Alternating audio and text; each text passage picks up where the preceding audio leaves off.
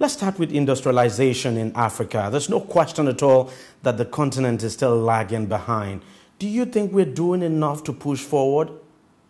Well, thank you, Deji, for this question, because this is our message to Africa and African governments.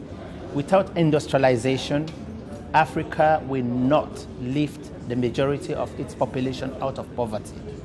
Without industrialization, Africa will not create the needed jobs for the young people. But there is hope. About 20 years back, if you remember in the history of industrial development in Africa, in the 60s, 70s, Africa started industrializing. And most of the factories that you see today were created around that time. But then around the early 1980s, 90s, when the structural adjustment programs were introduced, all of those industries suffered what we call Africa's deindustrialization. But the narratives are now being changed. Today, the Bretton Woods institutions who introduced those policies that strangulated Africa's industrialization have brought back industrial policy on the agenda. You see African countries are now taking industrialization very seriously. One example is here in Nigeria, wherein today you saw the unveiling of the Nigeria Industrial Revolution Plan. That gives hope for Nigeria and for Africa as a whole. You look in Africa, there are 4 growth poles. You have Southern Africa, you have Western Africa, you have Northern Africa, and Eastern Africa. When Nigeria's industrialization materializes, all of West Africa will be carried along. Just how enormous do you think that impact will be? Because it appears everyone is looking up to Nigeria to take the big leap. Of course, everybody is looking to Nigeria because of the resources Nigeria has. When you look at the land mass, if we talk at agro-industrialization, which is the theme of this year's Africa Industrialization Day, Nigeria has large bodies of water, which is needed for agricultural production. You have land, you have people.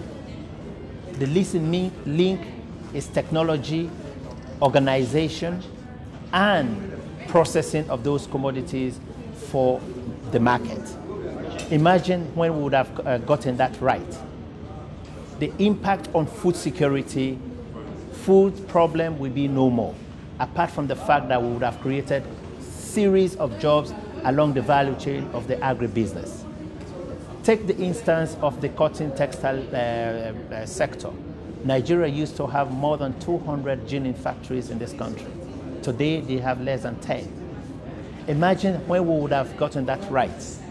The Nigerian Industrial Revolution Plan has also created that enabling framework for industries to have the incentives that they need to thrive. The clusters, the industrial zones that are being created, the issue of tackling power, because you cannot tackle the problem of power in the current situation where you have industries located at various locations. But when you have clusters of industries, you have industrial zones, you will be able to channel power to those zones to make sure that you have power 24/7. Now, how much of a problem is power to Nigeria's industrialization challenge? If you put this on a scale, it's almost 50%. So it's a huge problem. But the problem is, does it have a solution? As I told you, through the Nigeria Industrial Revolution Plan, the Federal Ministry of Industry, Trade and Investment is working together with the Federal Minister of Power to make sure that industries have uninterrupted power. They are working towards relocating industries to industrial zones so that you can provide concentrated power to those zones. So it's a problem, but we believe that within the short to medium term, that problem will be solved. And once it is solved, you will see the blooming of industries in Nigeria, because investors are yearning to come to Nigeria. So we in UNIDO are very optimistic that Nigeria is a country that will move its largest population out of poverty. Now let's talk about your organization, UNIDO. How are you interfacing with the Nigerian government to bring about industrialization in Africa's biggest economy? We have been very, very much working with the federal ministry. We work with various ministries, by the way. With the Federal Ministry of Agriculture, we are working with them to create, we've developed a staple crop processing master plan, which is also the first of its kind. The Federal Ministry of Agriculture has identified within the 6 geopolitical zones that we work with them to identify for specific staple crops. For instance, in Kogi, they are now establishing a staple crop processing zone for cassava. And as I speak to you, we have core investors that are providing money and putting factories in that location.